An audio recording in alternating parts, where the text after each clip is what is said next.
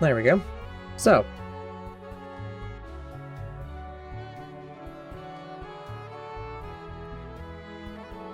I'm gonna write it the full title, just because I think it's stupid.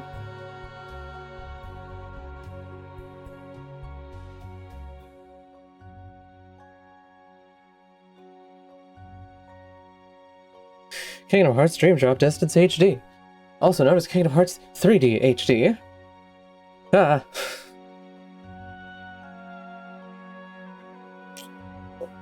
So, the worlds of 3D HD. Traverse Town. La Cité des Cloches. I think just means the City of Bells. I probably should have a list of these pulled up, because Lord knows I am forgetting them.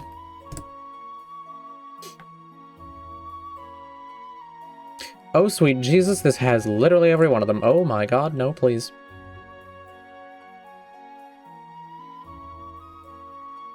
Okay, Traverse Town, La Cité des Cloches, Prankster's Paradise, The Grid, Country of Musketeers, Symphony of Sorcery, and then the reigning champion, the world that never was. Traverse Town is Traverse Town. They added some stuff for flowmotion. Overall, the town feels smaller, to the point where it feels almost claustrophobic.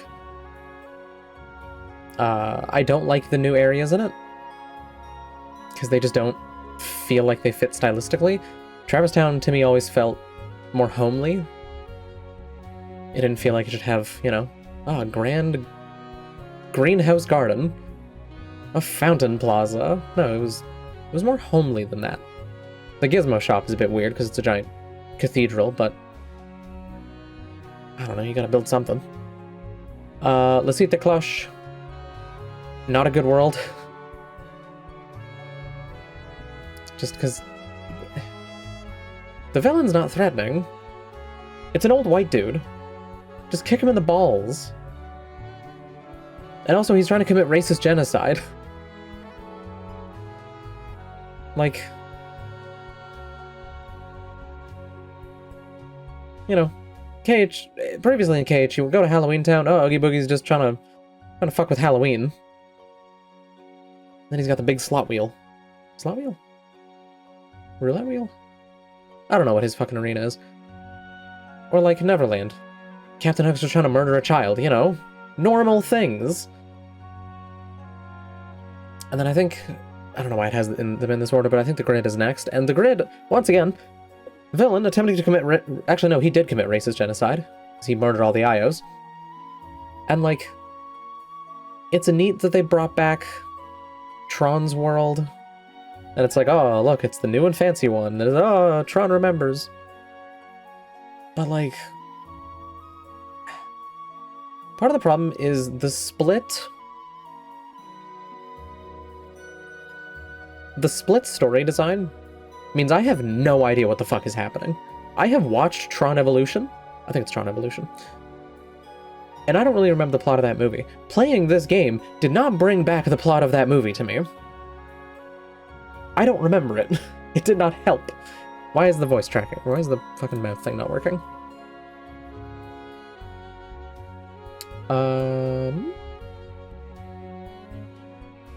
Blah, blah, blah, blah, blah. It's definitely not working. Basically, Tron's world is trying to invade the human world. Oh, I know, like, I never remember that part.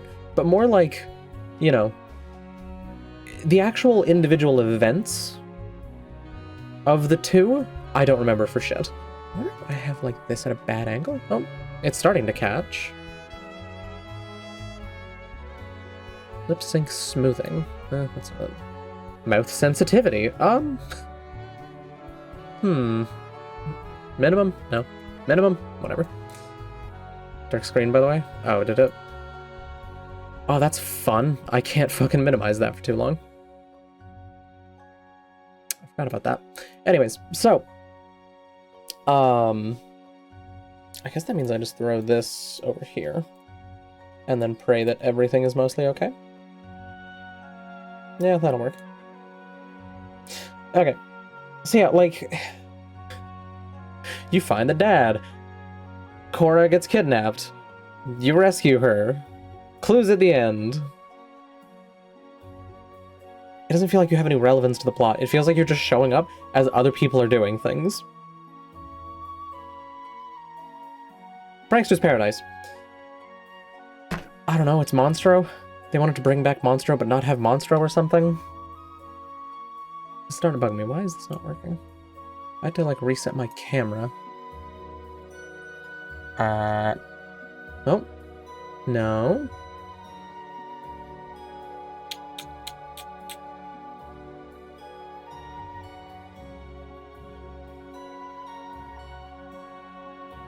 I'm just gonna try restarting Doggo. I wanted a giant space wheel. Yeah, but like... You know, at best, with that world, they actually showed the blue fairy. I believe a lot of people wanted to fight him, if I remember correctly. Who, Monstro? You already do that in Dream Drop Distance, and it's kind of shit. Smash, by the way. I'm confused. Anyways, yeah, like, we've already done Monstro. At most, you see the blue fairy. At most, you see... Smash the blue fairy. Okay. At most, you get to see Pinocchio turn into a donkey a little bit.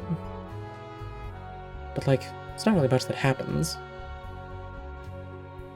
Country of the Musketeers. Probably one of the better picks. Because it's kind of just going back into, like, the Disney archives and picking, I want to say, a relatively smaller film. And it's a neat little thing of having King Mickey back. But then you also do Fantasia, so you have King Mickey 2 worlds in a row, and they're both Mickeys that don't know Sora. So it's just, hi Mickey, who the fuck are you? Oh, I'm Sora. Oh, okay, Sora. Cool. And then immediately after, hey Mickey, who the fuck are you? Oh, I'm Sora. Okay, good to meet you. And then The World That Never Was continues to be, you know, very cool stylistically because I am an edgy 12-year-old. As for the world design itself, I'll touch more on it in the gameplay section, but it is... Every single world does not feel like it was designed for this game. Every single map is like... They're all pretty decent Kingdom Hearts maps. You have some platforming, you have some varied terrain, you have, you know, somewhat interesting arenas. But... And, like, you have some platforming stuff where you, like, go up and get a chest up high, or you can go down low and then you have to come back up. The world design itself, I think, is pretty good. I think they did a pretty good job with it. The problem is, the gameplay throws it all out the fucking window. So, like, all in all, number of worlds, Traverse Town, I like, but they kind of... They do things to it I don't like. Nascit the Cloche, not a fan. The Grid, eh. Prankster's Paradise, eh. Country of the Musketeers, eh. Not bad. Symphony of Sorcery, it's a bunch of empty fields. Like it... These are nothing. This game did come out on the DS. Yeah, but so did 35-8. So you have to give him credit for what he was doing. It was also the 3DS, which was a lot more powerful than just the DS. Like, there's a reason that all this game needed was a bit of an HD touch-up, rather than what they did with 358 and Recoded, which is, you only get the cutscenes, because we are not trying to figure this out. There were some things they took out. As far as I know, it was just a lot of, like, Street Pass features. So things that were DS-specific stuff. And, like... None of those would work on a console experience, so it makes sense that they took them out. But yeah, like... I think it's also the problem of Kingdom Hearts 1 came out... I've kind of been flipping back and forth. But, like... I think the problem is also...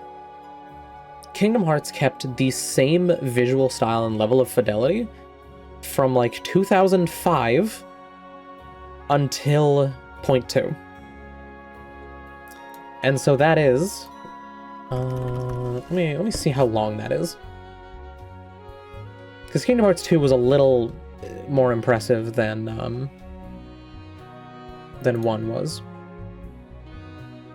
Give me the series, you fuckwit. There we go. Yeah, so from 2005 until 2017, we had the same visual style. And even then, Dream Drop Distance HD came out at the same time as Point 2. So, like, even if them replicating that style on 3DS is impressive, I've still been seeing visually the same game since 2005. 12 fucking years of it. That is a lot. Because that is 2 Rechain of Memories, Birth by Sleep, and Dream Drop Distance. That's 4 whole games with little to no actual improvement. In all those games, you still have cutscenes where characters just stand there with blank eyes and their mouths just go...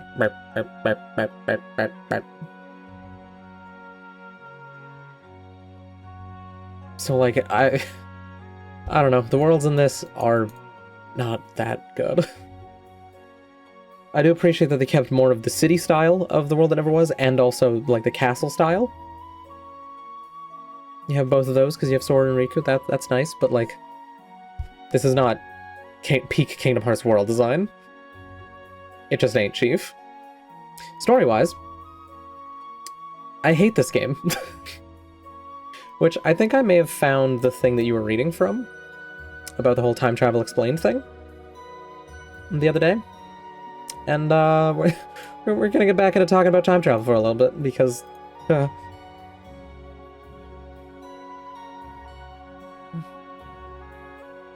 Hey, that's spoilers. That's future stuff. Don't worry about that.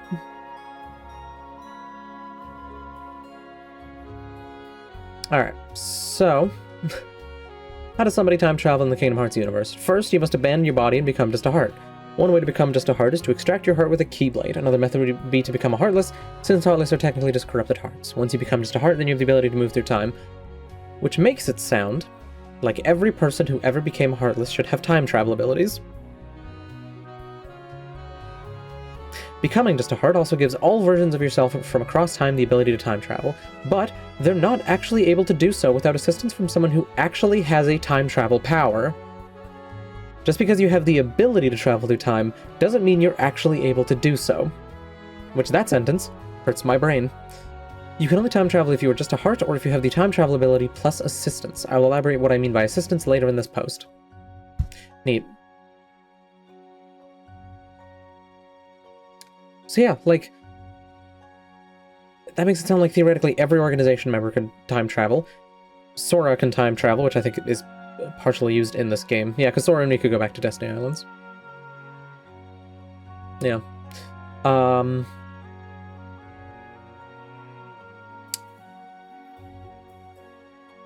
Yeah, What are the laws of time travel in the Kingdom Hearts universe? You are only able to travel through time if there is a version of yourself present at the time you want to travel to. Also, you cannot change what is destined to happen. All it really means, though, is that you cannot change the future because everything is already set in stone. Once you return back to your respective time, you will forget everything that has happened during your experience time traveling. However, these memories and experiences will be etched into your heart and could influence your decisions and the paths you take. Which, if anything, implies that the Kingdom Hearts universe is... Hold on, I gotta look this up just to make sure I'm thinking of the right thing.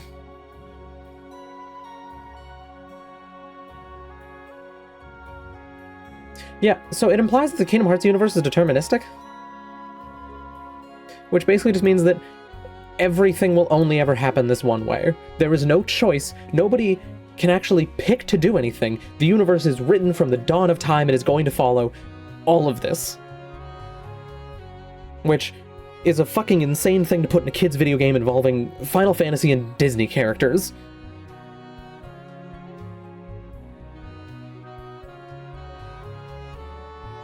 Well, yeah, but my point is more just like, you know, if you time travel and you see things that then make you go on to ensure those things happen, there's no choices. Like, you didn't choose anything.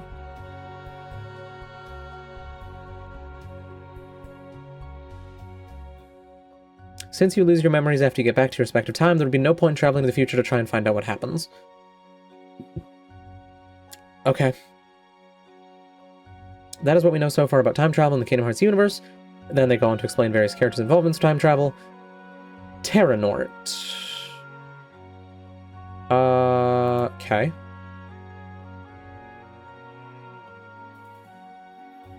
Yeah, which is why I don't like this time travel, because the time travel that I like, that some things do, is the, I mentioned it before, the one where you just split a new timeline off. The original timeline stays in place, you can't affect that. And it just feels like a gimmick to make sure no plot holes. Yeah, the Terra-Xehanort section basically just says, you know, he turns... It's Terra, it's Master Xehanort in Terra's body. He makes himself into a Heartless and a Nobody. His Heartless is the robed figure, his Nobody is known as Xemnas. So the brown bag that keeps walking around and talking to people is Ansem. We already know that. Robed figure is a part of Xehanort's Heartless as stated above. Since he is technically just a heart... Since he is a Heartless, he is able to travel through time. He goes back in time to Destiny Islands where he meets a young version of himself. Now that Xehanort is just a heart, all versions of Xehanort throughout time have the ability to move through time, not without assistance, of course, though. The robed figure gives/shares his time travel powers that he has from being just a heart to this young Xehanort. It's just... it's just the thing of, like, if you become a Heartless, you have the ability to time travel, but you don't have the ability to time travel. You have to be given the ability to time travel by someone who has the ability to time travel and can actually time travel. And see, that's my point. I'm saying it's not good. I'm saying it is such a hacked together job of time travel. And it annoys me because... I'll get to it in a minute. The robed figure later possesses Riku and sort of molds/forms Riku's body into a body that's more to his likeness, which is the actual Ansem that we see throughout all the games, and you fight him, and he's like, "Come, Guardian!" Alright. Who's next? Young Xehanort. As explained above, young Xehanort and all the versions of Xehanort now have the ability to travel through time. Young Xehanort is able to do this without assistance, as if he was just a heart, because the robed figure shared/gave him some of his powers. Now, what I wonder... Does that mean that every version of Xehanort has time travel powers and can properly time travel? Because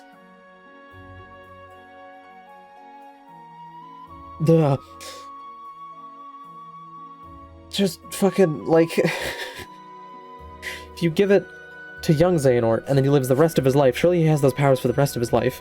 So surely every one of them can properly time travel, which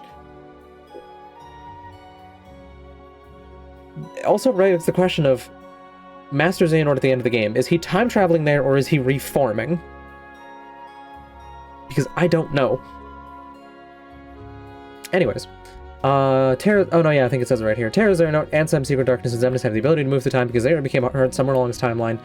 They aren't actually able to do so without the assistance of someone who actually has a time travel power, which is young Xehanort. But why does it... So they can't travel through time, but young Xehanort can bring them through time. But why can't he just give part of his power to them? Because if the point is just you have to be given the power by somebody who has it, young Xehanort has it, he got it from the robe, surely he can just give it to them. If someone has never become just a heart somewhere along the timeline, they can't move through time even with assistance. Vanitas and Riku replicas' hearts were also taken from the past by young Xehanort, therefore given the ability to move through time just due to being just hearts. I don't think Riku replica had heart, but sure. Maybe he eventually grew one, because that's what nobodies can do. Fuck it. Young Xehanort time travels to Destiny Islands during the first Kingdom Hearts. He's able to do this because the robe figure placed himself there, and also later in the games we learn that he grew up there, because fuck it. But he also grew up in a different place. Ooh. Follows Sora and Riku into the realm of sleep, puts the requisite sigil on Sora, and now that young Xehanort is in the same time period as Sora, young Xehanort is able to teleport to Sora wherever he is and keep tabs on him. Here's one thing that confuses me. Master Xehanort is the one who took over Terra's body as explained above. He has returned to the present day because Xemnas and Ansem, Seeker of Darkness, have been destroyed, which was Nobody and Heartless. But they also exist at the same time as Master Xehanort because they get brought forward in time. So even though they're dead, they still exist alongside him. I don't understand how that works. Also, why is it that when Lee gets recompleted, he looks like Axel, but without the face markings. When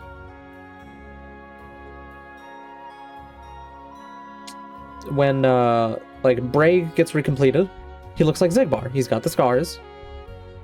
He looks and sounds like Xigbar. He has aged in the same way that people have aged. You look like you still age as a nobody. You still grow and change. And then when you're recompleted, you look how you ended up. Why is it when Master Xehanort gets recompleted, he looks like Master Xehanort?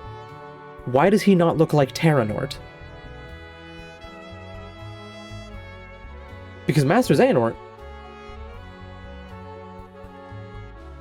didn't turn into a heartless and a nobody until he was Terra-Xehanort. He was Master Xehanort put his heart in there, because whoever's in control, you start looking like him.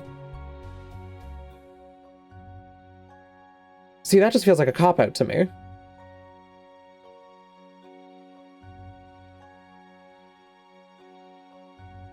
I guess you could argue that, like, Ansem Seeker of Darkness, you know, transformed Riku's body into that, but that was active possession of Riku. That wasn't, I died as another person, now we're back to me, the first person. Like, it doesn't make sense to me. Like, it's two different scenarios. I don't see why it works the same. Master Xehanort gathers with young Xehanort, the 5 people that young Xehanort had gathered, and the other 5 members return back into being nobodies again after being recompleted in order to be more suitable vessels. Xigbar, Syx, Malusha, Larxene, and Luxord.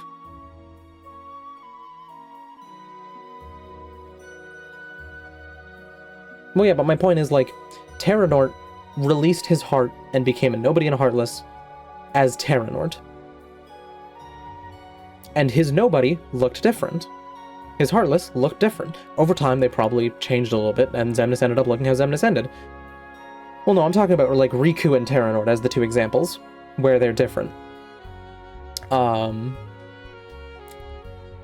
So, Xemnas still looks like Terra-Xehanort. He's still got the silver hair. It's still kind of spiky and shit. So why do they recomplete as the bald old man? Surely he should recomplete as the younger body that released the heart. Where did the extra, like, 40 years of life, well, 50 or 60 years of life come from? They're just invented. Bunch of people brought back to the present day. Apparently the Shion in this game doesn't have any of the memories of any of what happened in the summer, because she was yoinked from, like, shortly after. Keybladers age differently like elves. Must be. I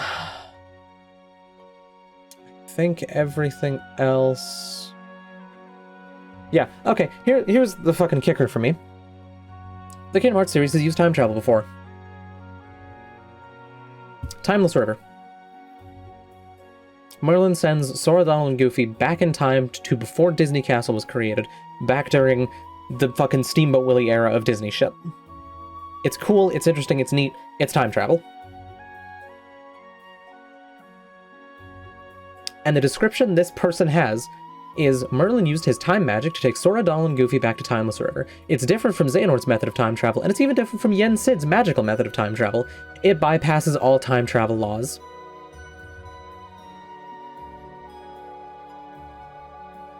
Which, that sentence implies that there are 3 different kinds of fucking time travel. Which the main one is already confusing enough. We don't need 2 more slapped on top of this shit.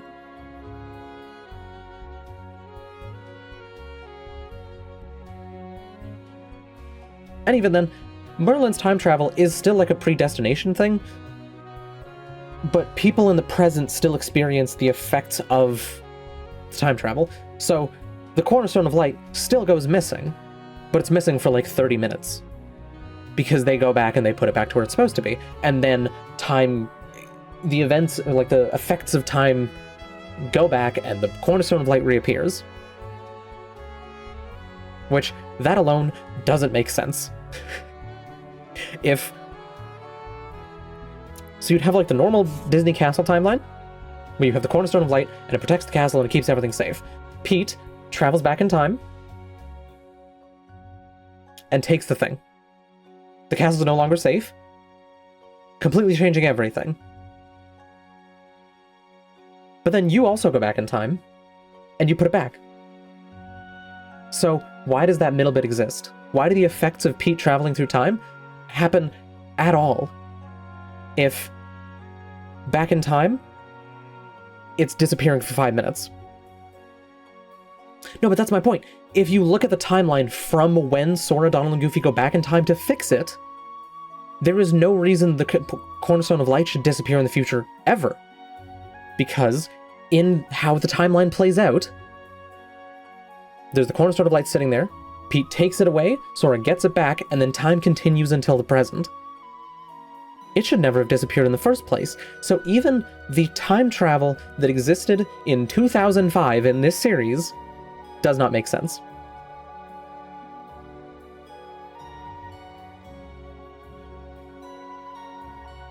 Yeah, no, but I'm saying, like, the cutscene where Minnie fucking goes into, like, where the Cornerstone of Light should be, and there's all the fucking thorns happening, none of that should ever happen. And here's the problem. If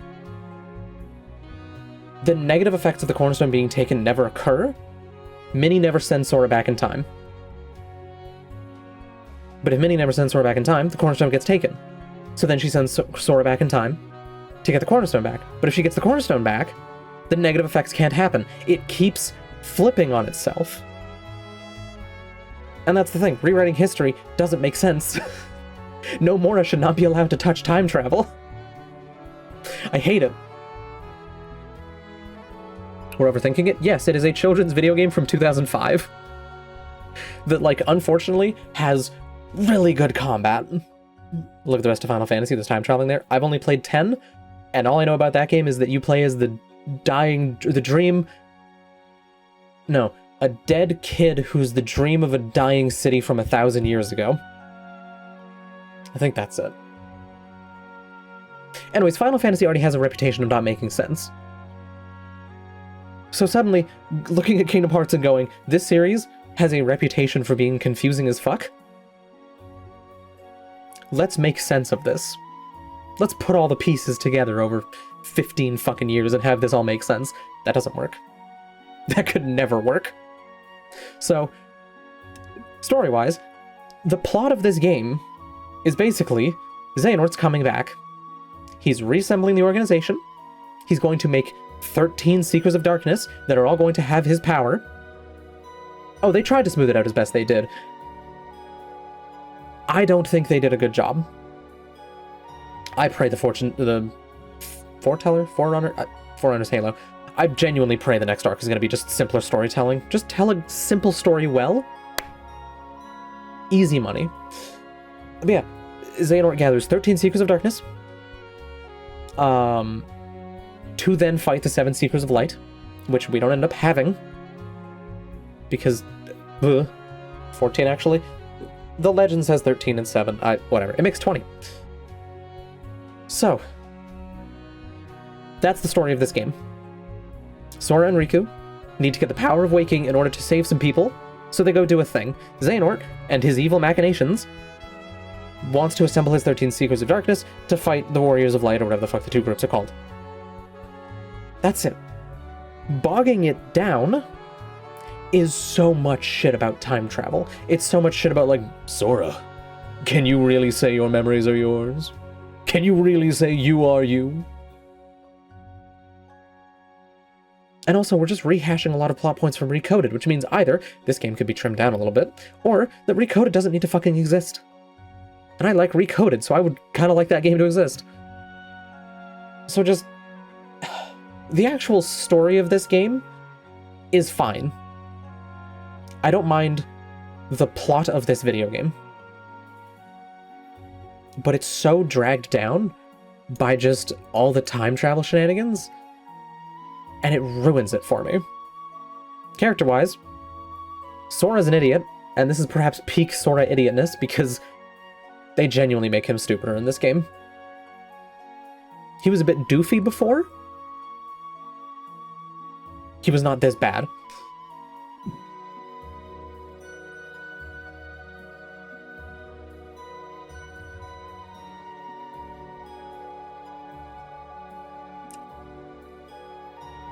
Sure. Riku, however, this game is such a fucking turnaround for him, which I already liked Riku, just because, you know, I don't know, I think Rechain of Memories does a lot for Riku, and 358 does a lot for Riku, because he's fucking working in the background to save people. Otherwise, I don't know, young Xehanort is a pretentious fuck. Xemnas is still Xemnas. This game is just a Riku game, pretty much. Pretty fucking much. So, like, I don't know, I think they did a really good job with Riku. I think they did a terrible job with Sora. I think the villains, for the most part, are still as good as they tend to be. Axel's back, which is neat. I like Axel. And as much as I don't like Axel having a Keyblade, I'm at least glad they kept him with the, I just realized I didn't actually watch the secret ending. We'll watch that after we, after I finish up with this nonsense. That's what we'll do, and then I'll just edit it to be at the front. Lee, in the game, people call him Axel, and he's just like, you know what, fine, fuck it, call me Axel, see if I care, whatever. And also Sea Salt Trio for life, baby. But yeah, like, I'm glad Lee's back. I don't like that he has a Keyblade, but I do like the Keyblade's design. I'm glad it keeps the chakram, and it incorporates flame into it. It's a good-looking Keyblade. Other than that, Xehanort continues to be a very interesting character. Fucking Leonard Nimoy did a bang-up job with him, and I'm so disappointed that he's not, that he wasn't used in later games, because he unfortunately passed away. He wanted to be a Keyblade Master when he met Ventus. Lee? Oh, right, there's that cutscene. Yeah, the chakrams were cool! Why do we keep making characters not cool? But yeah, like, I don't know, I think the characters are fine. They're good. They do a really good job with Riku. They throw Sora into a fucking dumpster. Gameplay time! Ooh, baby! So, starting off, basic combos are fucking worthless. Absolutely worthless. Balloon magic is OP. Yeah, it is the birth by sleep problem all over again. Where you have commands, and you want to make the commands interesting and useful, so you make them powerful. As a result, basic commands suffer, basic attacks. So, a lot of enemies in this game don't stagger when you hit them with basic attacks. A lot of bosses don't stagger when you hit them with basic attacks, which means you're just going to get hit out of them, which on a lower difficulty is fine, because you're not going to take enough damage to where you're really going to be threatened much at all, and you're going to have potions early game, so it's all fine. The problem is when you crank up that difficulty, when you play on Proud or Critical, which I always do because I find that more interesting, then the gameplay cracks start to show. In Birth by Sleep, none of the basic attacks mattered. You had specific spells that were specific commands that were completely broken. The mine commands with Aqua are top tier. Thunder Surge with everyone is top tier, because those things actually stagger people, so you can get hits in without getting hit back. Even then, certain enemies can hit you back. So ultimately you're going to take damage, so at that point, just take the thing that does the most damage. And Thunder Surge is so much faster than basic attacks. It hits like 4 times. It's really good damage. What am I being... I'm being messaged on Steam in Russian. I'll worry about that later. So, Dream Drop Distance has the same problem. Your basic attacks don't stagger, don't stun, don't keep you safe at all. They are not safe to go for. So you use the commands. And the commands have to be powerful, because otherwise people wouldn't use them. But so many of them don't do anything. Fire shoots 1 fireball. Even I think Fire and Firaga shoot 1 fireball. There might be triple Faraga in this game. There might be fucking triple Pursuit, or whatever the hell it was called. Ultimately, that's still 3 projectiles. Blizzard can hit multiple times with 1 projectile, so that's not too bad. Thunder, I don't even know if I tested Thunder in this game. I may have done. And Darkfire. Sure, I wouldn't know. I only use Balloon. I think I've seen things recommend using Darkfire for certain fights, like Young Xehanort. Anyways. Then you have Balloon. Basic Balloon spawns 6 projectiles that pop things into the air, which can guarantee a stun on certain enemies.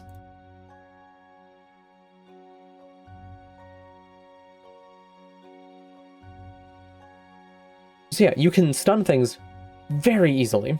I think it might even actually stun enemies once they land sometimes. But you have 6 of them, they do good damage, they pop into the air, and they stun. I don't think a single other thing in the game has that combination of attributes. Balloon Ra has a big ball of them that you hit, and then they pop away, and they track things. So not only do you not have to place it carefully, not only does it still shoot if you get hit after the balloons spawn, so you can damage cancel the animation, it still does good damage, it tracks, it pops into the air, and it stuns. It is just straight up better, other than the time to actually shoot it. Balloon Ga, one big balloon that I think has a 100% stun chance, so if something can get stunned, it will. Don't quote me on that, I should probably look at the, it's basically this version of Lethal Frame. If you're talking Chain of Memories, or Re-Chain of Memories, fucking, what was it, Sonic Blade was my go-to bit of nonsense. Just because you dash back and forth, you pop things in the air. Nothing can really hit you during it. Let's see. Ragnarok lethal frame spam. I mean, Ragnarok is sick. Anyways, Balloon Ga is a magic command that summons a huge balloon that slowly floats towards enemies and bursts on contact, disappearing if it doesn't hit any enemies after a few seconds, releasing 6 smaller balloons for additional damage, which also home in on any nearby enemies. It's faster to do than Balloon Ra. It still has 6 basic balloons, but it also has 1 big one, so it's 7 hits. And the large balloon has a 100% chance of stunning foes, while the smaller balloons have a 50% chance. The only downside is the 26-second regen, which you can reduce through abilities. For comparison, basic balloon has a 12-second reload. So, at that point, why use anything else? There is no point to using any other command in the game.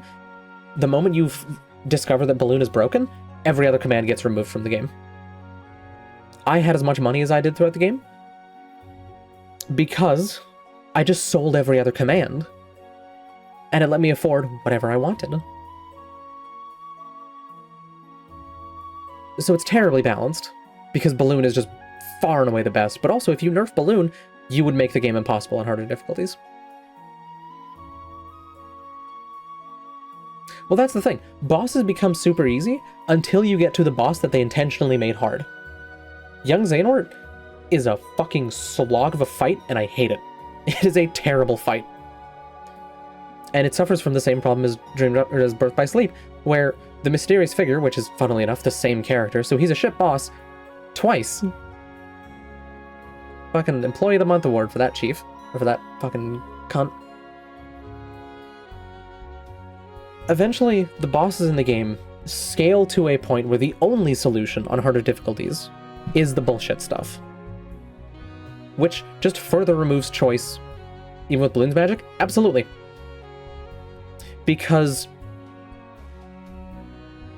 I wonder if I can find a list of his attacks. Let me see if I can.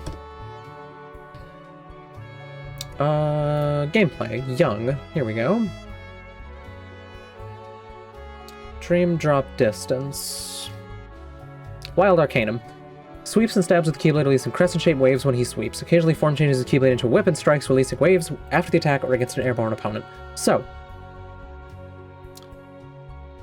Young Xehanort is a boss that was designed for a different video game.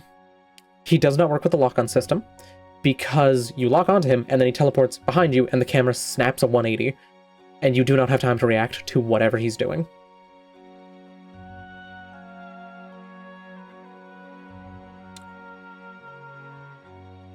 Then his attacks, if he's doing the regular Keyblade swings, he only does it when he's close to you, so dodge rolling is fine. But then the projectiles are active enough to hit you out of your dodge roll after. So, if you dodge roll parallel to his attack direction, in the same line that he's swinging down, you are going to get hit. And there's a chance that he's going to combo you after that. So that's probably going to be at least one use of Kiraga. Then he's going to teleport around a couple times, and then he's going to do it again. Did you get hit? Another use of Kiraga. And if he turns it into the whip, he now hits for about a third of the entire arena, which is a pretty big arena. It's got some fucking space to it. And he still has the projectiles, so he can be swinging across the room and just making projectiles to shoot at you.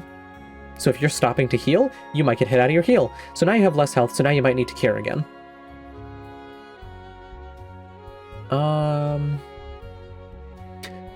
He has an attack called Finish. Jumps and swings the Keyblade downward like a whip 2 times in succession, releasing a racing wave with each swing. That might be the one I'm thinking of. There's a note here.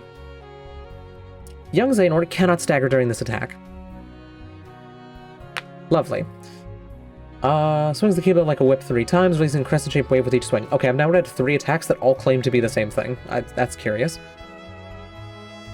Flash Liner instantly extends his Keyblade, connecting floating points of light before pulling it back. That move hits ridiculously fast. It covers a lot of distance in front of him. And it won't kill you, but you will have to heal afterwards. And it's just a constant hitbox, so if you try to dodge roll it, you need to physically get out of it to avoid any damage. Guard Impact, I didn't remember him doing that. Zero Shot applies slow, which the stun effects in this game are not fun. They're not interesting. They're not enjoyable. One puts you in the air, and then you just get to watch your character fucking float for 5 seconds. One freezes you, which makes you take extra damage, and then you're free of it, that's a good stun effect. It can be over quickly, but with a penalty of damage. There's some effects that lock you in place where you are, so you can still use commands and stuff, but dodging attacks becomes impossible. You have to just rely on iframes, and it's not fun for combat. Getting put to sleep, not fun for combat, and it fucks with the drop gauge. Teleport Rock. He summons ice, it teleports to you, you just dodge roll again. Often used after teleporting far away from Riku, young Xehanort cannot stagger during this attack. And then there's the clone phase, where you literally just have to stand there and wait to block until he finishes sending the clones that run at you. You just have to wait till X-Blade or Raging Storm? Yeah, those are the only times that you can attack, which in a time-based phase is dog-ass. Because the penalty for failing it is you get to do it again. You get to go back and fight that phase over, champ. Oh. The reward for the boss fucking you over is more of the boss that's fucking you over? Oh, my favorite. But yeah, so the overall combat system is flawed, and as the game goes on, those flaws become more apparent until you hit the peak of bullshit, which is young Xehanort. Because of his attacks, because of the way the fight is designed, because of his active hitboxes, until it hits a breaking point for me. Now, having mentioned the drop gauge, let's talk about the drop system. Do you want your game to randomly kick you out of whatever you were doing and force you to go to the other side? Had to find a way to somehow make it so that you play as both Riku and Sora. And rather than it just being, I don't know, you could swap at any time, or you play a Sora episode, and then you play a Riku episode. No, that's the best part. It happened to me during a boss fight. If you are not paying attention to your gauge, or a boss has an attack that puts you to sleep, you're just fucked over. It is entirely possible that you could get put to like a 3 times drop multiplier during a boss fight. And considering the only way to lower that gauge is to use an item command, which takes up one of your slots, so you're either not hitting or you're not healing, that sucks.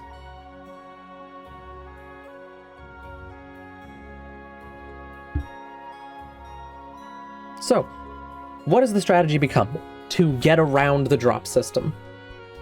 If you want to grind with Sora, and Riku's in a good place, you play as Sora, you drop, you immediately drop back to Sora. You get none of the benefits of the drop system, which, the point is, you fight with a character, you get some points. You spend that points to make the next character's run a little better. And then with that character, you fight some enemies, you get some drops. You use that to make the first character better.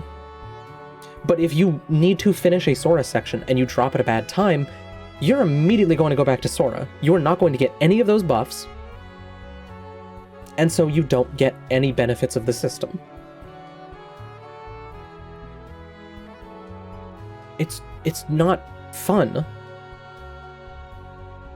When you play Rechain of Memories, you finish Sora, then you do Riku.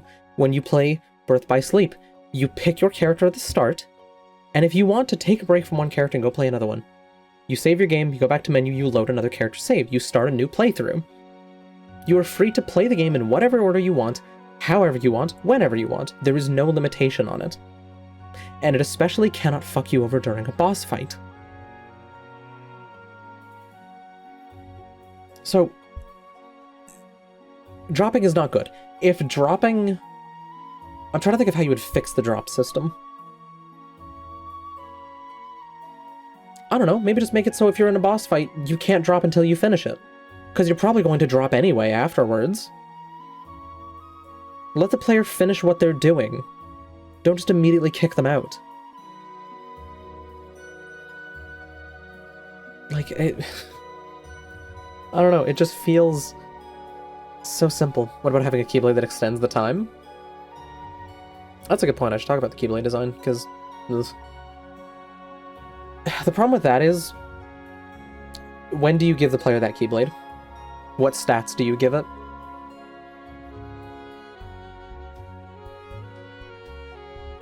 Because if you give it to them at the start of the game, you're making the player choose between a slower drop gauge and better damage later in the game. Because, like, let's say the slower drop Keyblade has stats of, like, 5 strength, 4 magic. That is not going to stand up at all against Counterpoint, against the Musketeer Keyblade, against Prankster's Paradise Keyblade. So... I wonder if there's abilities that make it slower, which I'll get into the ability system eventually. I'm probably going to forget something, but oh well. Let's see. World 4 or 3.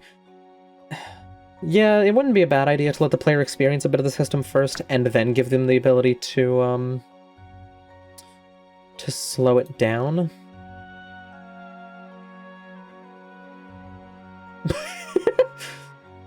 Following an interview with Tai Yasue, the drop system was developed to increase the thrill of the game, and to keep Sora and Riku's stories united. All it does is make me not have a single fucking clue what's going on. In contrast to Kingdom Hearts Birth by Sleep, where the player has to finish a story before going on to the next one. I don't think you did. Maybe you did in the original. You definitely don't in whatever it's called. Birth by Sleep HD.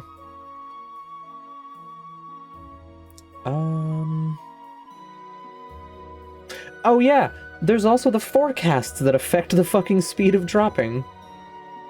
The base drop speed depends on the current forecast. 2.0 for risky wins, 1.6 for treasure front, 1.3 for overcast, and 1.0 for all other forecasts, but can be reduced by drop decelerator. So, when you drop, through no fault of your own due to pure randomness, you can have your drop gauge go a lot faster. And none of the forecasts slow it down, so that is never a benefit to you. The best you get is the default speed.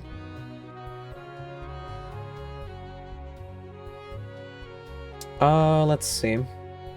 Being hit by an attack that inflicts the sleep status effect increases the gauge's speed by duration of sleep status divided by 20. Aww. Okay.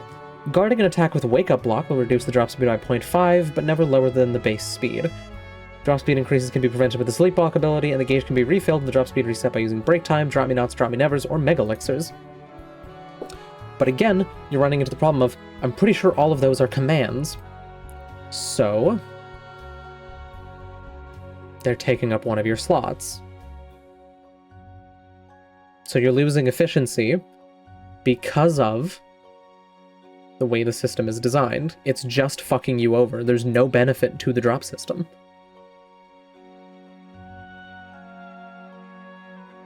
Let's see.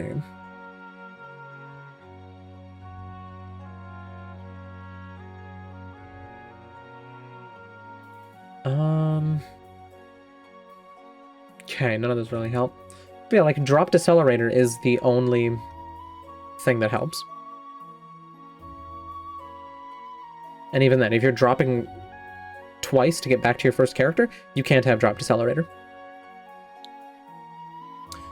Yeah, so the drop system just it does not feel good. It does not play good. It does not help the player. It is not a benefit.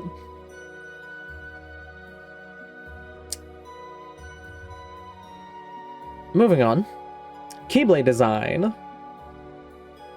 And I'm going to continue to glaze Kingdom Hearts 2, which I do every day of my life. I have a shrine in my room, actually. I pray to it every day. This is a joke. I'm going to pull up the list of Keyblades. And until you hit the end game, nearly every Keyblade you get is a straight improvement to the previous one. You start with 5 strength, 4 magic. There's slight changes in what Sora and Riku's Keyblades do, but none of them are listed stats. Then you get Skull Noise, 7-7, straight improvement. You get Guardian Bell, 7-10, straight improvement. Dual Disc, 10-7, so it is the one you already have, but prioritized for strength, which is to complement playstyle. If you want to have, if you want to have more strength, this is an upgrade for you. If you want more magic, you don't touch this. For Sora, you get Ferris Gear, which is 8-8, so there's no reason to use it. It is straight up worse. For Riku, you get Ocean's Rage, 8-10, which is a straight upgrade to Guardian Bell. Knockout Punch, 12-10, straight upgrade to Ocean's Rage, straight upgrade to everything you have at this point. All for One, 10-12. It's once again that flip. And then you have Counterpoint, which is a straight upgrade to all of them. By the time you hit the final boss, there is no reason not to be using Counterpoint. And then you have your endgame Keyblades, where Ultima Weapon is the best overall, but theoretically it's the last one you'd get. Unbound is the best strength one at that point. End of Pain is the best magic one. You have a little bit of choice once you beat the game. Until then, there is no reason to ever use an older Keyblade. They are just straight up worse. Meanwhile, if we look at, say, Kingdom Hearts 2's Keyblades... Oh, good God, just give me Kingdom Hearts 2. What are we looking at? What are we doing? Please. Oh, lordy, how do I even find this?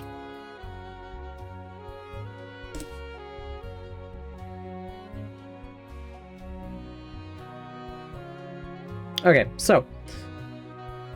I believe before the final fight you can fight Julius and they give you the Ultima Weapon. I'd be surprised if you could fight Julius before you beat the game. And even then, if you have ground to a point where you can fight Julius and beat him, I don't think you need Ultima Weapon to beat the final boss. Your stats are already going to be so much better than what the Keyblade can give you. So, Kingdom Hearts 2 Keyblades. They have actual abilities, which gives them value outside of their stats, but also, the stats are not as insanely inflated in this game. The starting Keyblade in Cage 1 or Cage 2, 3 strength, 1 magic. The quote-unquote best Keyblade in the game, for just basic fighting, 6 strength, 1 magic. It's only 3 more points. And even then, the highest magic stat you can get on a Keyblade? 7. That's only an increase of 6. Meanwhile, with the Dream Drop Distance Keyblades, you go from 5-4 to 18-14. That is an insane jump. But also, the Keyblades actually give you choice. You're not going to have a reason to use Kingdom Key later in the game, but Starseeker gives you another air combo plus. If you want longer air combos, there's a genuine reason to use that, even though its stats are a little weaker. Hero's Crest, air combo boost, it only gives strength, so your magic's going to suffer, But when you only use air combos, the air combo boost is going to give you a ton of damage.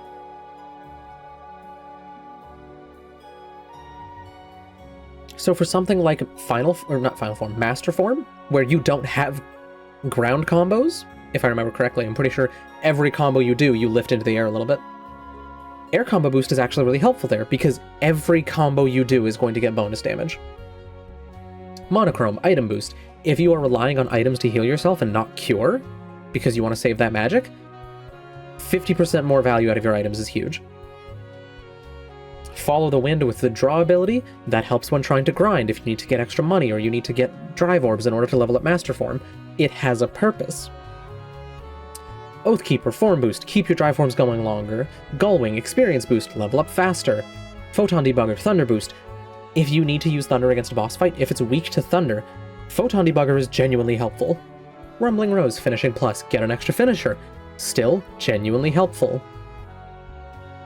Notice that I'm not pointing out the stats of these Keyblades for the last few. Guardian Soul, reaction boost. If a fight relies on reaction commands, you get 50% more damage off of those. Its stats don't matter. The King of All Kings, Decisive Pumpkin.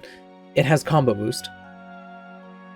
That combined with its 6 strength means your ground combos hit like a freight train, especially because you can get your own combo boost, so they stack.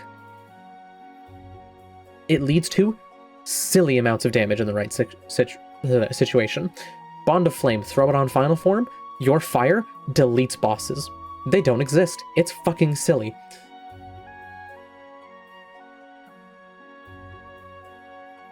So, the removal of abilities from Keyblades, Berserk Charge and Fenris is different.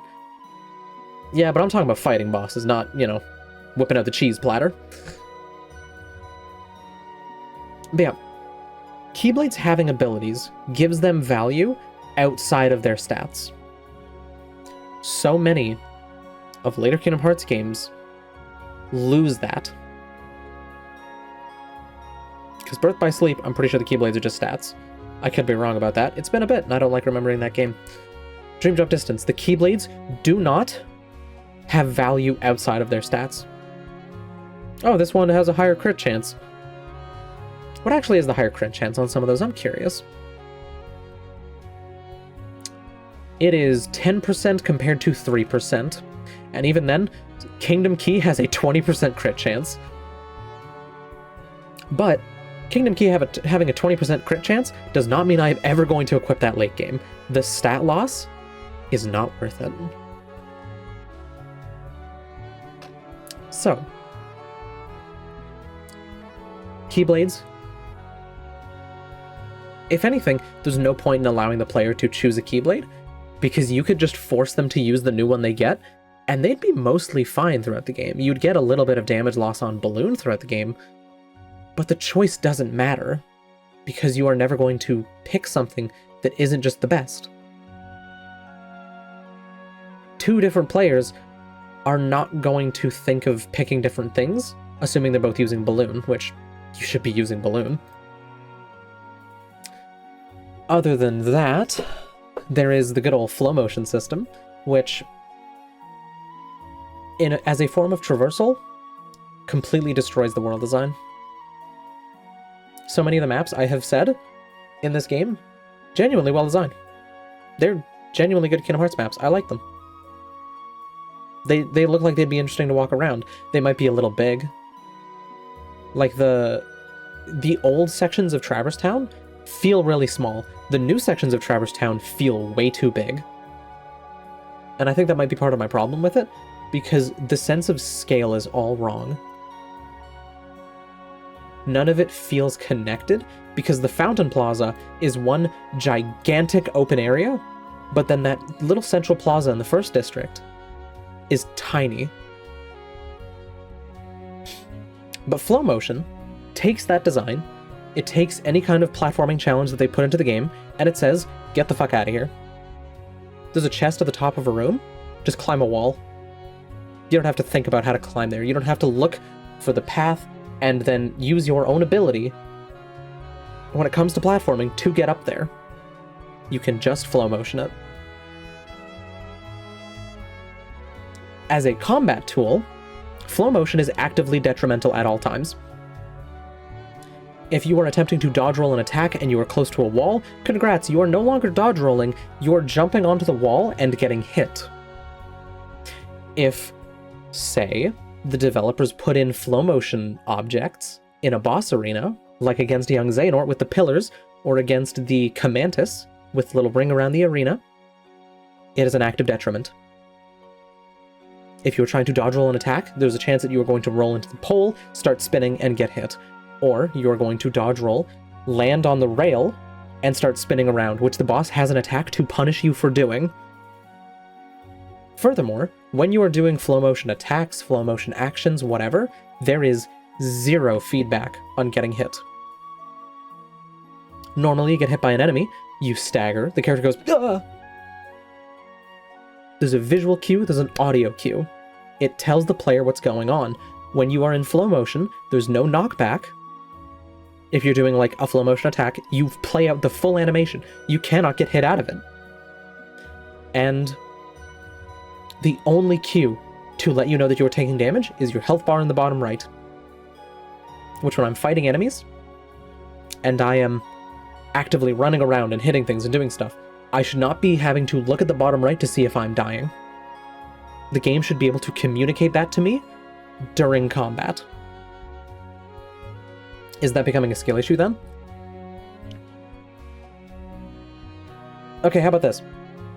You dodge roll into a wall, you jump onto the wall, and you do the flow motion dash off the wall. You then do the drill attack off of it, where you drill into the enemy, and then you slam down from above. The whole thing, like, hold on, let's go back to the game, and we'll see how long that one attack takes. Let's do it back here so I'm not getting hit by anything. Sorry. That entire time, you can be hit. You are not invincible, you can take damage, you can potentially die.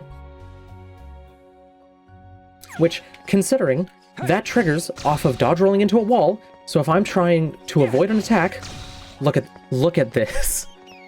I am dodge rolling next to the wall, and it's counting it. I'm lightly tapping the wall. I have no intention of hopping on the wall here. I just want to escape. My sheep pushed me into the wall on that one. And that's my problem. Flow motion is not an opt-in, like, how do I phrase this? Is it opt-in or opt-out? Basically, if you do an action that could be used for flow motion is happening. You don't pick to enter flow motion off of a dodge roll, you do a dodge roll, and now we're just flow motioning. It's too easy to enter flow motion, and it's too vulnerable of a state for the purpose it tries to have during combat. And think about endgame boss fights. How many of them do you actually use flow motion to fight the boss? Do you use any flow motion attacks to fight young Xehanort? Do you use any flow motion attacks to fight Julius?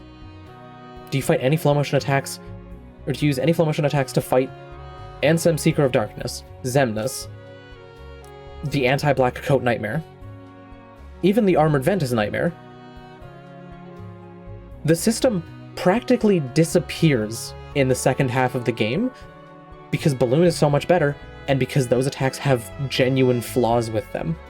But at the same time, if you made flow motion invincible, basic attacks would become even more worthless. So as a method of traversal, it invalidates the world design. As part of combat, it screws over the player because the game is far too happy to launch into flow motion mode.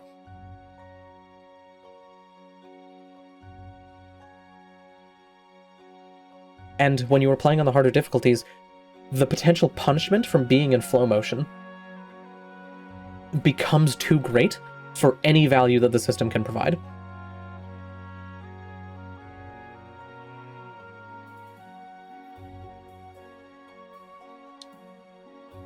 And if you just want the traversal, there'd still be ways of handling traversal better than that. You could avoid invalidating the world design by making it so you can't chain flow motion jumps. Give the player like a maximum height that you can gain out of flow motion by doing a single jump. You can keep flow motion allowing you to travel quickly along the ground by keeping chaining the dashes. You could potentially even allow the player to gain some cheeky little access to certain areas by still having flow motion jumping and then dashing. You can get some height and then you can get some distance. But letting the player just climb every single wall in the fucking game breaks the world design. And if you really want Sora to be able to ride on rails, you can just put in grinding on rails. We can just be Sonic Adventure 2. We can put on soap shoes. There's nothing wrong with that.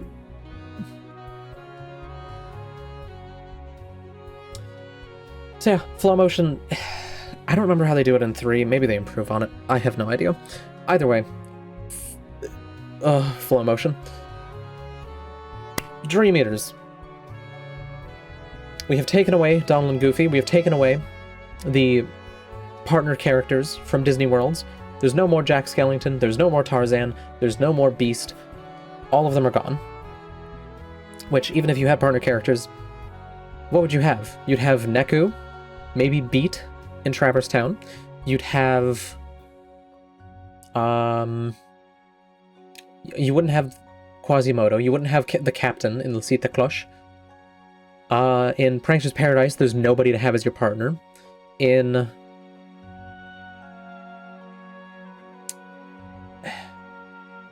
That's the problem. So many of the worlds were not picked with the idea of, like, here's the main plot character. Have them join Sora on his adventure. So they're just gone. They're replaced with Dream Eaters, which replace both the synthesis system from previous games, because you synthesize the Dream Eaters. It replaces leveling to gain new abilities. It replaces partners. It cannibalizes so many of the systems from previous games.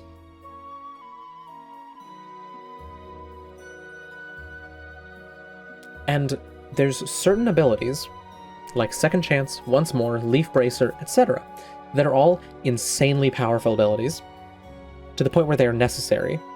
Trying to heal in the young Xehanort fight without Leaf Bracer is a recipe for disaster. Trying to get through young Xehanort without Second Chance and Once More, which I know because I didn't have Once More when fighting him, is a disaster. So those abilities being hidden on random Dream Eaters is insane to me. Because if somebody doesn't like the Dream Eater system, if somebody doesn't want to engage in it, they miss out on basic features of the Kingdom Hearts series. And in a way, I almost feel like Birth by Sleep did it better with the command melding system, because the gems in that game gave you an idea of what they do. Oh, this gem gives you health-related abilities. This gem gives you command-related abilities. Yeah. No, that's definitely why. Because, like, you know, you have a DS game. You can bring it on the go. You can play with your little Dream Eater pets wherever you are. You're not limited to sitting in front of the TV. And for that, it's not necessarily a bad idea. It's the best system to use that concept for. The best, like, game system. But, again, I think Second Chance is on 3 Dream Eaters. Leaf Bracer is on 3 Dream Eaters. I don't know how many Dream Eaters there are, but there are a fucking lot of them. But yeah, back to what I was saying about Birth by Sleep. When you meld commands together, you can put in a crystal, and you already know what the crystal generally does, so you can focus on trying to get certain abilities. You want more attack haste? You're going to use this gem. Then it's just a matter of putting in different commands and seeing what will get you that ability. And the recipes are consistent. So if you learn the recipe, you can replicate that, and there's 51 of them. So 9 out of 51 Dream Eaters have vital abilities to being able to play the game in the end game. That's fucking insane. Because that means that you could make 42 different Dream Eaters and you would never know that those abilities exist. But yeah, back to Birth by Sleep. If you learn the recipe once, let's say you want attack haste, you learn what makes attack haste, you do that 4 more times. You now have 5 stacks of attack haste, and those stacks of attack haste do not go away. You made the command with it, you now have it. In Birth by Sleep, if you find Dream Eaters that have magic haste, and you get magic haste, and then you swap them out, you lose the magic haste because the ability is tied to the Dream Eater and not Sora and Riku. The only saving grace to the system in my mind is that Sora and Riku share the Dream Eaters, so the abilities you unlock with one, you can equip the same Dream Eaters with the other, and you'll still have those abilities. But you're going to have to grind other Dream Eaters. Because let's say you get magic haste first, and then you want Leaf Bracer down the line, now you have to swap out one of your Dream Eaters, which is probably why they have the 3rd slot, but you're still fucking with your ability setup in a way that you shouldn't have to. There's no reason why you can't do the Birth by Sleep thing and just let me have all of the abilities. But actually there is a reason, and it's because if you are going to get magic haste 3 times from a Dream Eater, and then 3 times from a second Dream Eater, you're not going to want to spend points on any more Dream Eaters that have magic haste if you actually kept magic haste once the Dream Eaters were gone. Because now that's just a waste of points.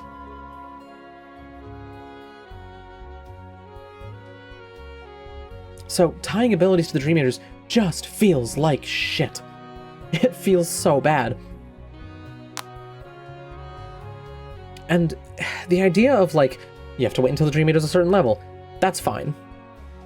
It means that you're going to have actual improvements when the Dream Eaters level up, which I imagine they have stat increases as well, I would hope, but they're not super useful in combat. They're not doing a lot for me. And the checkpoints where you have to link with the Dream Eater a certain number of times, that's fine because it makes you engage with the link system. But also, I completely forgot the link system existed until I was like 2/3 of the way through the fucking game. Thankfully, the checkpoints are like, link with it twice. So it's not hard to just pop that out when you need to.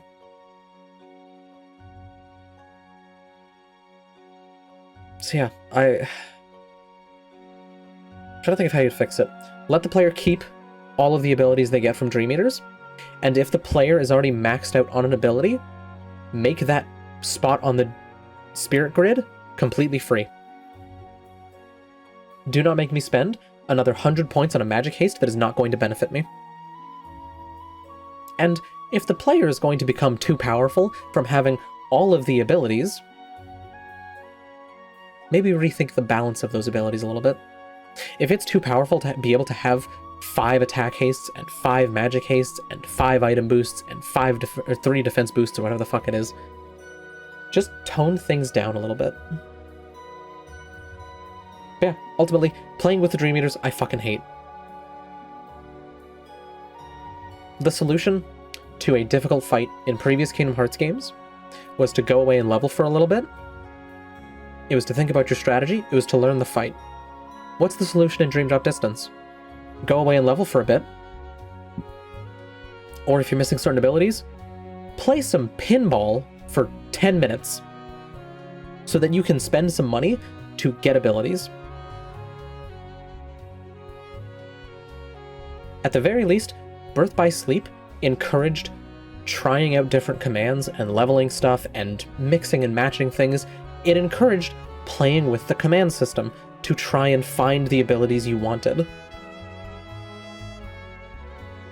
Dream Drop Distance does not do any of that. It gives me no incentive to play with the command system. It gives me no incentive to do much of anything. It incentivizes me to play pinball and to blindly search in the dark for the Dream Eater that has the ability that I want. So all in all, I don't think the gameplay in this game is very good. Every single aspect of it is flawed, none of it fits together properly. Certain aspects of it actively cannibalize the other parts of the gameplay to where none of it works together. Flow motion gets in the way of general combat. Commands get in the way of attacks. The Dream Eater system gets in the way of just getting the shit you want. It is all just... It's a train wreck in slow motion. So, like, I'm trying to think of other games that I have given fairly low scores on gameplay. I think by the end of them, the Assassin's Creed games got kind of samey and kind of bland. And I'm pretty sure overall I still thought Assassin's Creed Odyssey was like a 6 out of 10, 7 out of 10. Because it was still fun. It still had a neat combo system. This game just has so many problems with its gameplay that I can't in good conscience give it anything higher than a 3. Because I've seen the heights that the gameplay in this series can get to, and this is so far below it. Music-wise, I don't know, I think the music in this game is good. I'm pretty sure Yoko Shimomura is still doing the music in this. And, yeah. Kingdom Hearts music always fucking knocks it out of the park. I do think Birth by Sleep's music was a little weak, but ultimately, I'm pretty sure this game uses a lot of music from previously in the series. Like, I think I've heard some of the 13th songs throughout the game during certain fights. And, like, the new Dream Eater music and stuff isn't bad. So, like, I don't know. Music's pretty good. Length of the game. The whole game took about 15 hours for me. If I chalk that up to about, like, 4 or 5 hours of grinding, it's 10 hours on Proud. That's not very long. It doesn't overstay its welcome, really. The grinding is a bit much, but, you know, even then, 15 hours, that's not bad. And as for the additional length that the game can have, you could go grind up, you could go get all the spirits, you could play with the pets a bunch, you could refight all the bosses through the special portals, you could fight Julius. It has a little bit of extra content, but if you really like this game, and you really want to sink your teeth into it, and you want to do all of the extra stuff, I don't really think there's much there. There's getting all the trophies. There's playing Flick Rush, or whatever the hell it was called, which I will never do. But ultimately you have pretty much just going for high scores. Replaying dives to get A ranks, playing Flick Rush, fighting the boss again, leveling up. The synthesis grind is just making pets, and then trying to fill out their grids if you really care that much.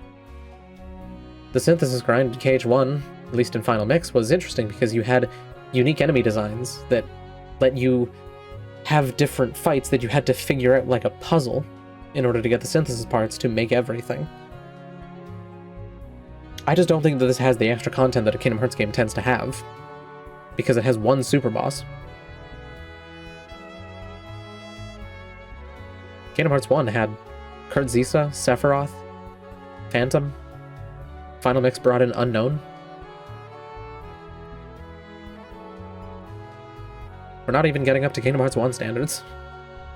So, lengthwise, again, it's not bad. It doesn't overstay its welcome. I just don't think it has the extra content for it. Jank-wise,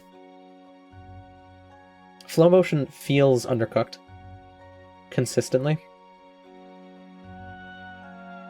The big enemies that you can flow motion, or that you can roll at and then flow motion around and fling them around, if you dash off of them in a small hallway, 1, you have no idea which way you're going. 2, there's a decent chance that you hit the wall, bounce off of it, and go right back onto the enemy.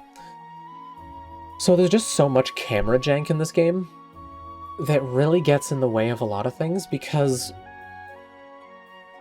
I like being able to see what's going on my screen, and this game does not have that.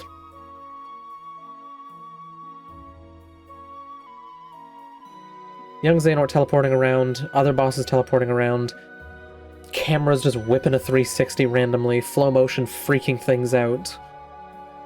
It's just hard to follow sometimes. So, and like, I don't think the jank was very funny jank. So like, you can get a 10 out of 10 in jank either for being very funny, or a 10 out of 10 in jank for being absolutely broken as shit and nothing works whatsoever. And like, I don't know, this gets like a 5 out of 10 in terms of it doesn't really work. The camera's a mess. DLC-wise, what did the HD version actually bring? What new additions is there? Higher resolution, 60 FPS gameplay, minigames got reworked, there's 3 new Dream Eaters, dive mode got changed slightly.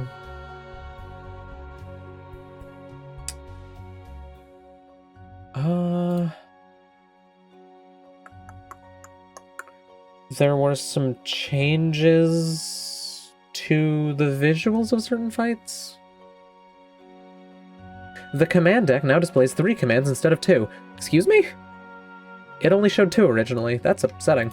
Drop times have been extended. You're telling me it was worse? Oh my god. Holy shit.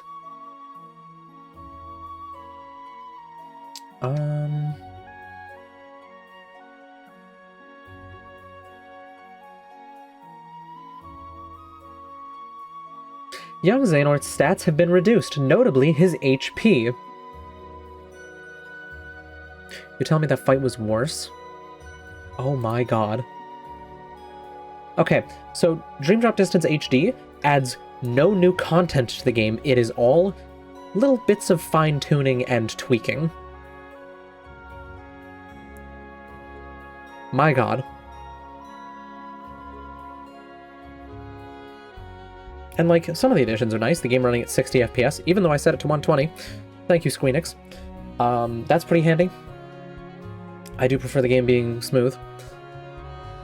But like, at most you are tweaking the game to make it work on a console, or on a PC. You're fitting it to the form factor that it's going onto. There's no actual content here.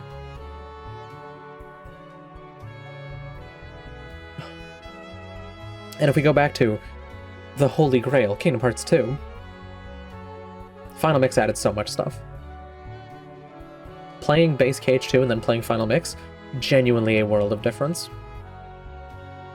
So, this version of the game, 0 out of 10, because it's...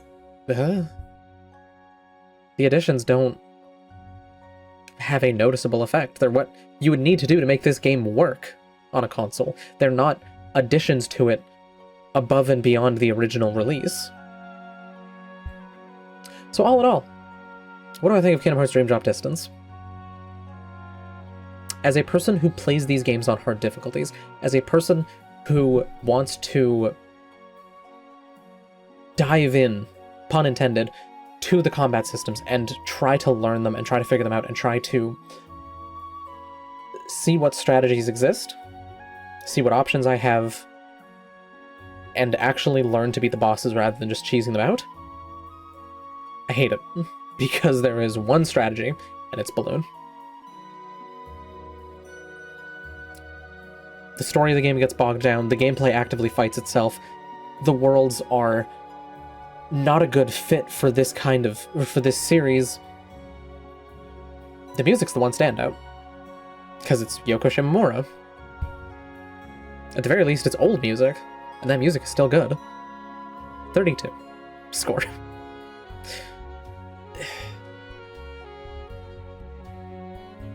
I'm just thinking back to Recoded. I enjoyed Recoded so much more. I fought Data Riku in that game without a cure in my list. So all I had to heal was the healing effect on Lady Luck, which meant that I had to learn that fight. I had to figure out how to beat his attacks. I had to figure out how to properly fight him. And that was on a DS game. This was a 3DS game, and the combat is so much worse.